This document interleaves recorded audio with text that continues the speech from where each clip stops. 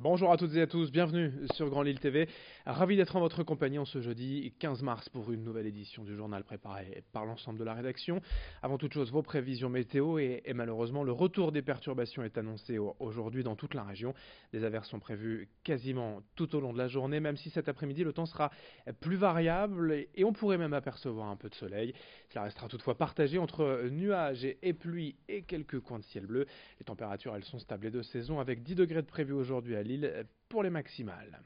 On ouvre cette édition d'abord avec la conférence de presse très attendue du LOSC et de Christophe Galtier hier après les incidents de samedi dernier au stade Pierre-Mauroy et ce violent coup de pression des supporters envers les joueurs. Demain soir, les Dogs se déplacent à Monaco, l'actuel deuxième du championnat. Autant dire que c'est un match très difficile qui s'annonce pour les Lillois. Avant 2 semaines de trêve pour cause de matchs internationaux. Ensuite, le LOSC retrouvera le stade Pierre-Mauroy le 1er avril face à Amiens, un concurrent direct pour le maintien. Il reste aujourd'hui 9 matchs aux Dogs pour sauver leur tête en Ligue 1 et rien n'est encore joué. On écoute Christophe Galtier hier face à la presse au micro de Vincent Vieillard. Il évoque les supporters lillois. Ce sont des supporters qui ont pété les plombs. Il faut savoir se maîtriser, mais ce sont des supporters qui ont pété les plombs. Hier, j'ai parlé longuement avec différentes personnes et en fin de journée avec une personne qui me disait est-ce qu'on peut employer le terme de supporter pour des gens qui envahissent le terrain? Est-ce qu'un joueur qui pète les plombs un jour sur un terrain est devenu n'est plus un joueur? Il est toujours un joueur qui a pété les plombs. Malheureusement, ça arrive. Il ne faut surtout pas que ça se renouvelle. Et les gens qui, du moins des images que j'ai pu voir, les gens qui sont rentrés sur le terrain ne sont pas des hooligans. Je ne veux pas faire la langue de bois, je vous dis, ce ne sont pas des hooligans. Ce sont des supporters qui ont pété les plombs par rapport à une situation à l'instant T de leur équipe favorite. Et notez bien que c'est aujourd'hui que la commission de discipline de la Ligue va étudier le dossier des incidents du match Lille-Montpellier.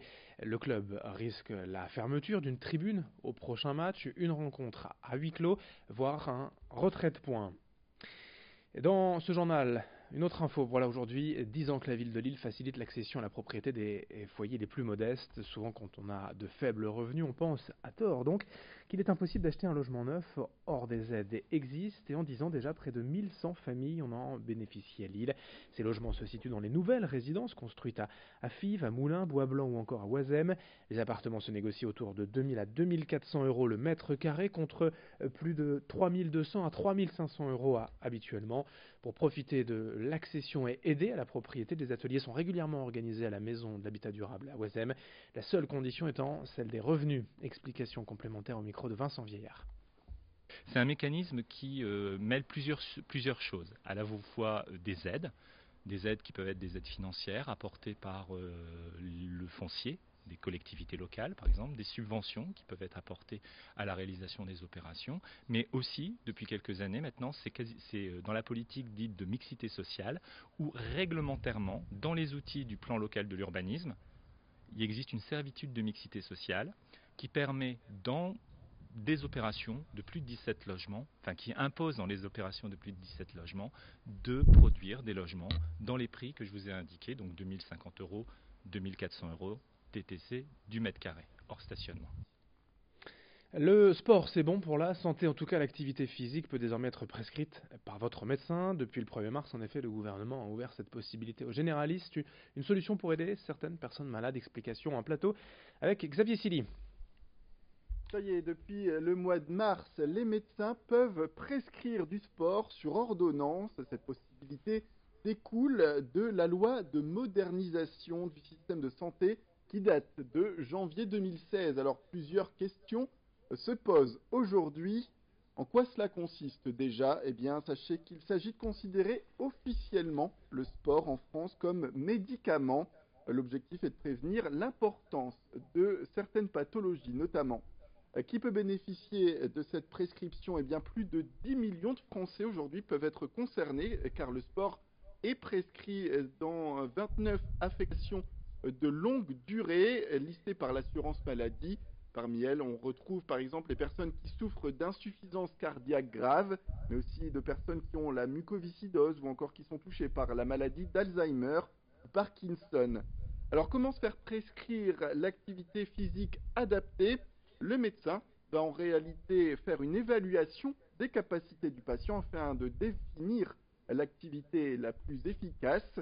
Il va se référer pour cela aux habitudes de vie du patient, mais aussi au profil de santé ou encore ses capacités physiques, bien sûr. Quels sont les bénéfices que l'on peut tirer de ces pratiques sportives? On le disait tout à l'heure, elles visent à être préventives notamment. Par exemple, elle va permettre de diminuer de moitié le risque de développer un diabète de type 2 chez les personnes à risque. Mais quand elle est utilisée comme traitement, eh bien, l'activité physique adaptée qui va être préconisée par le médecin va faire par exemple baisser la pression artérielle chez des patients qui sont par exemple hypertendus. Et puis cette activité physique adaptée peut aussi participer à la guérison par exemple d'un patient qui serait touché de dépression. Quel remboursement par l'assurance maladie? C'est la grande question également. Eh bien, l'APA sera prescrite par les médecins dans le cadre d'une consultation médicale, mais sa réalisation reste à la charge des patients. Par contre, on le note, des collectivités territoriales ont déjà décidé de prendre à leur charge le coût des activités physiques adaptées prescrites aux patients, le tout dans le cadre d'un plan sport santé. On compte aujourd'hui une quinzaine de villes en France qui ont décidé de prendre en charge donc ces coûts de sport. Les mutuelles également sont sur le coup et pourraient proposer prochainement un remboursement. Quelques infos en bref pour terminer. Le Secours catholique du Nord recherche des familles d'accueil pour permettre à des enfants de familles modestes de partir en vacances. L'association recherche donc des familles prêtes à partager un peu de leur vie quotidienne du 10 au 27 juillet cet été. Toutes les infos au 03 20 55 62 33.